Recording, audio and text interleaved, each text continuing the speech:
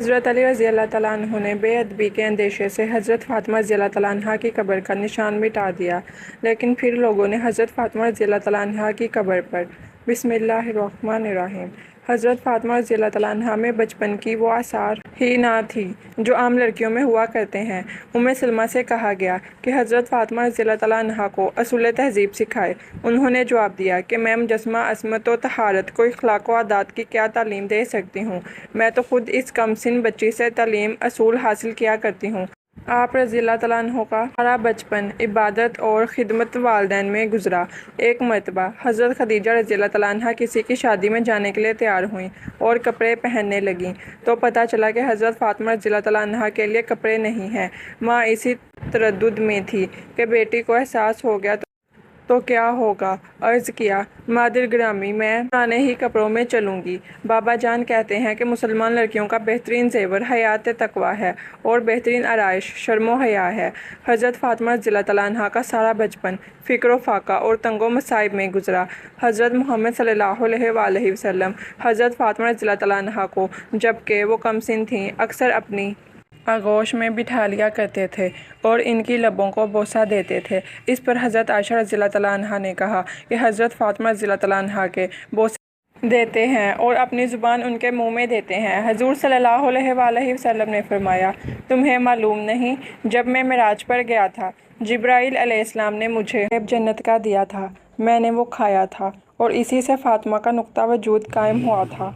اے عائشہ، جب میں جنت کا مشتاق ہوتا ہوں تو فاطمہ رضی اللہ تعالیٰ عنہ کی خوشبو سونگھتا ہوں اور دہن فاطمہ رضی اللہ تعالیٰ عنہ سے میں وہ جنت کا لطف اٹھاتا ہوں۔ آپ کی والدہ جناب خدیجہ الکبریٰ رضی اللہ تعالیٰ عنہ حضرت فاطمہ رضی اللہ تعالیٰ عنہ کو 5 کی آغوش میں تربیت نصیب رہی۔ حضرت خدیجہ رضی اللہ تعالیٰ عنہ کی علالت سے حضرت فاطمہ رضی اللہ تعالیٰ عنہ کو بے حد رنج ہوا۔ آپ رضی اللہ تعالیٰ عنہ ان کی تیمارداری میں شب و روز لگی رہتی تھیں اور ان کے چہرے پر نظر جمائے انہی کو دیکھا کرتی تھیں۔ ماں کا چہرہ بحال دیکھا تو خوش ہو گئیں، ماں کی شکل پس پردہ دیکھی تو رنجیدہ ہو گئیں۔ یہی طرز عمل رہا کہ ایک دن حضرت خدیجہ رضی اللہ تعالیٰ عنہ نے فاطمہ رضی اللہ تعالیٰ عنہ کو اپنے سینے سے لگایا اور پھوٹ پھوٹ کر رونے لگیں۔ بیٹی نے پوچھا، اماں جان، آج آپ کے رونے کا انداز کچھ نرالا ہے۔ فرمایا، بیٹی میں تجھ سے رخصت ہو رہی ہوں تو تجھے دلہن بنے نہ دیکھ سکی۔ ماں بیٹی میں المناک گفتگو جاری تھی کہ ماتھے پہ موت کا پسینہ آ گیا اور حضرت خدیجہ رضی اللہ تعالیٰ عنہ 10 رمضان کو انتقال فرما گئیں۔ موت کے وقت آپ رضی اللہ تعالیٰ عنہ کی عمر 65 سال تھی۔ آپ کو ہجوم میں دفن کیا گیا۔ حضرت خدیجہ رضی اللہ تعالیٰ عنہ کے انتقال سے حضرت فاطمہ رضی اللہ تعالیٰ عنہ کو انتہائی رنج پہنچا اور آپ رضی اللہ تعالیٰ عنہ سے زیادہ سرور کائنات صلی اللہ علیہ وسلم کو صدمہ ہوا۔ اسی وجہ سے آپ نے اس سال کو عام الحزن کہا ہے۔ حضرت محمد صلی اللہ علیہ وآلہ وسلم حضرت خدیجہ رضی اللہ تعالیٰ عنہ کی یاد میں گوشت فند ذبح کر کے ان کی سہیلیوں کے پاس بھیجا کرتے تھے۔ ایک مرتبہ حضرت عائشہ رضی اللہ تعالیٰ عنہ نے کہا، اس بوڑھی عورت جس کے منہ میں دانت بھی نہ تھے کب تک یاد کرتے رہیں گے؟ یہ سن کر حضرت محمد صلی اللہ علیہ وآلہ وسلم غضبناک ہوئے اور فرمایا کہ اس سے بہتر مجھے کوئی عورت نصیب نہیں ہوئی۔ وہ اس وقت ایمان لائیں جب سب کافر تھے اور اس وقت میری تصدیق کی جب سب جھٹلاتے تھے اور اس وقت میرے لیے مال صرف کیا جب لوگ مجھے محروم رکھنا چاہتے تھے۔ حضرت ابو طالب رضی اللہ تعالیٰ عنہ اور ان کے 3 دن بعد حضرت خدیجہ رضی اللہ تعالیٰ عنہ کا انتقال ہوا۔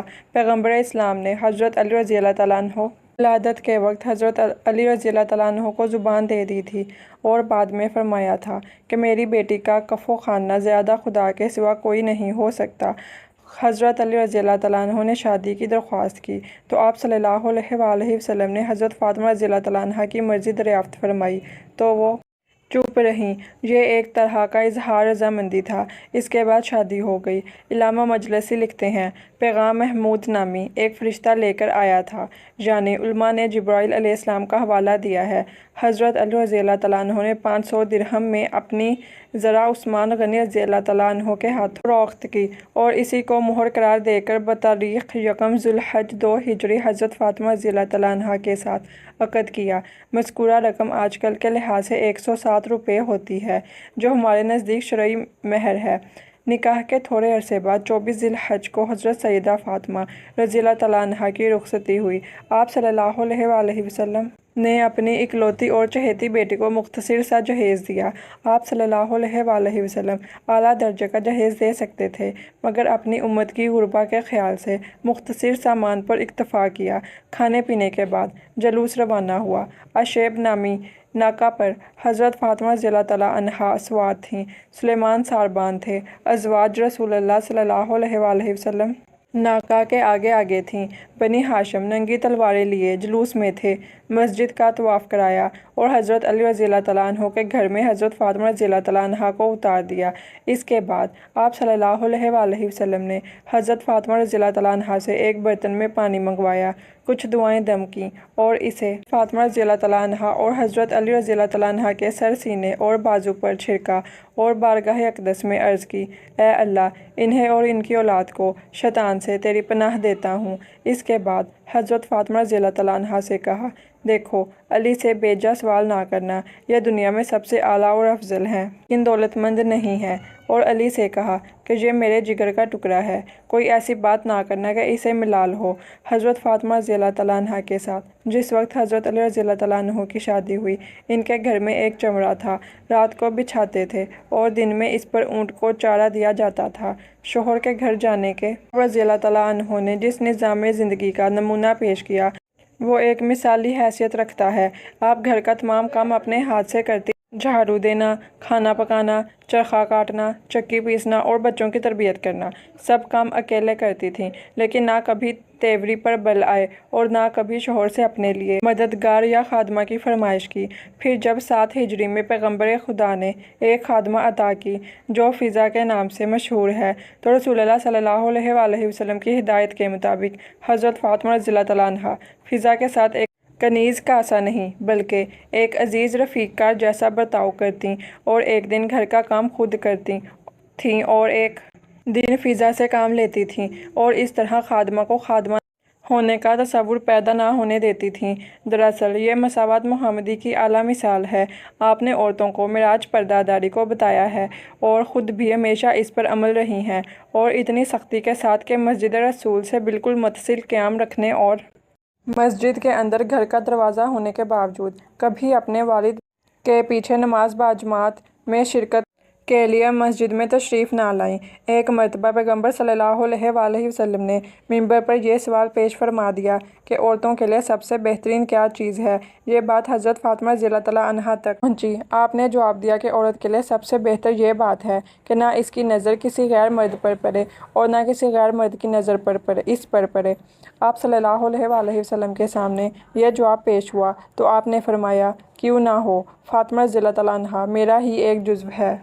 حضرت فاطمہ رضی اللہ تعالیٰ عنہا آپ صلی اللہ علیہ وآلہ وسلم کے وفات کے بعد صرف 75 دن زندہ رہیں۔ حضرت ابن عباس رضی اللہ تعالیٰ عنہ کا بیان ہے کہ جب حضرت فاطمہ رضی اللہ تعالیٰ عنہا کا وقت قریب آیا تو نہ معصومہ کو بخار آیا، درد سر عرض ہوا، بلکہ آپ رضی اللہ تعالیٰ عنہا نے حضرت حسن اور حضرت حسین رضی اللہ تعالیٰ عنہ کے ہاتھ پکڑے اور دونوں کو لے کر آپ صلی اللہ علیہ وآلہ وسلم کے روضہ مبارک پر گئیں اور قبر و منبر کے درمیان 2 رکعت نماز پڑھی۔ پھر دونوں کو اپنے سینے سے لگایا اور اے میرے بچوں، تم دونوں ایک ساتھ اپنے باپ کے ساتھ بیٹھو۔ امیر المومنین حضرت علی رضی اللہ تعالیٰ عنہ اس وقت مسجد میں نماز پڑھ رہے تھے۔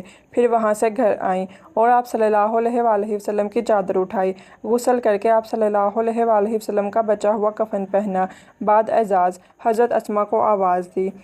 حضرت اسماء رضی اللہ تعالیٰ عنہا نے عرض کی، بی بی حاضر ہوں۔ حضرت فاطمہ رضی اللہ تعالیٰ عنہا نے فرمایا، اسماء تم مجھ سے الگ نہ ہونا، میں ایک ساتھ لپٹنا چاہتی ہوں۔ جب ایک ساتھ گزر جائے اور میں باہر نہ نکلوں تو مجھ کو 3 آوازیں دے دینا، اگر میں جواب دوں تو اندر چلی آنا، ورنہ سمجھ لینا کہ میں رسول خدا صلی اللہ علیہ وآلہ وسلم سے ملحق ہو چکی ہوں۔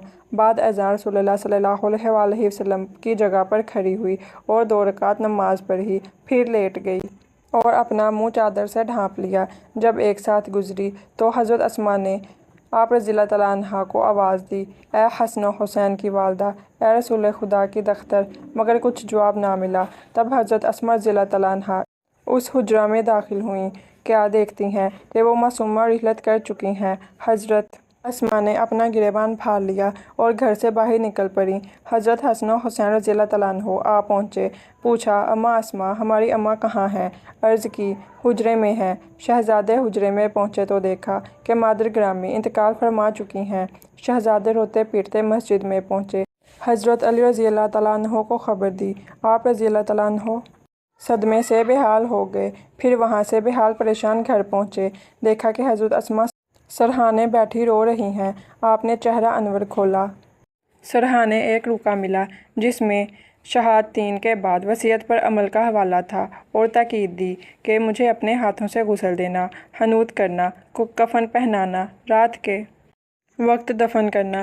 اس میں یہ بھی لکھا تھا کہ میں تمہیں اللہ کے سپرد کرتی ہوں اور اپنی تمام اولادوں سادات کو سلام کرتی ہوں جو قیامت تک پیدا ہوں گی۔ جب رات ہوئی تو حضرت علی رضی اللہ تعالیٰ عنہ نے غسل دیا، کفن پہنایا، نماز جنازہ پڑھی اور آپ رضی اللہ تعالیٰ عنہ کو جنت البقیع میں لے جا کر دفن کے وقت حضرت علی رضی اللہ تعالیٰ عنہ نے پشت و بازو فاطمہ پر درا عمری کا نشان دیکھا تو چیخ مار کر روئے۔ حضرت علی رضی اللہ تعالیٰ عنہ نے حضرت فاطمہ رضی اللہ تعالیٰ عنہ کو رات کے وقت دفن کیا۔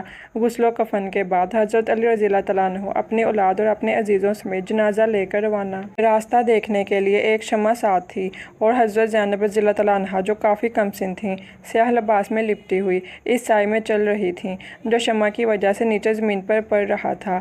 حضرت علی رضی اللہ تعالیٰ عنہ جب جنت البقیع میں پہنچے تو ایک سمت سے آواز آئی اور کھدائی قبر نمایاں ہو۔ حضرت علی رضی اللہ تعالیٰ عنہ نے اسی قبر میں حضرت فاطمہ رضی اللہ تعالیٰ عنہ کو دفن کیا اور اس طرح زمین برابر کر دی کہ نشان قبر معلوم نہ ہو سکے۔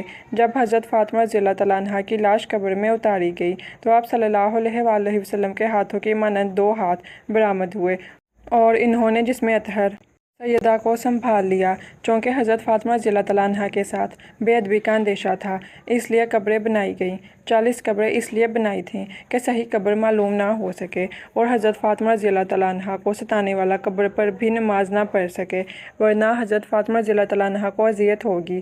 اس کے باوجود لوگوں نے قبر کھود کر نماز جنازہ پڑھنے کی صحیح کی، جس کے رد عمل میں حضرت علی رضی اللہ تعالیٰ عنہ ننگی تلوار لے کر لباس پہنے ہوئے قبر پر جا بیٹھے۔ اس وقت آپ کے منہ سے کف جانب تھا۔ یہ دیکھ کر لوگوں کی ہمتیں پست ہو گئیں اور آگے نہ بڑھ سکے۔ وفات کے وقت حضرت فاطمہ رضی اللہ تعالیٰ عنہ کی عمر 28 سال تھی۔ ناظرین، ویڈیو اچھی لگی تو لائک ضرور کیجیے گا اور ہمارے چینل کو سبسکرائب کر دیجیے گا۔ اللہ تعالیٰ ہم سب کا حامی و ناصر ہو۔ آمین ثم آمین۔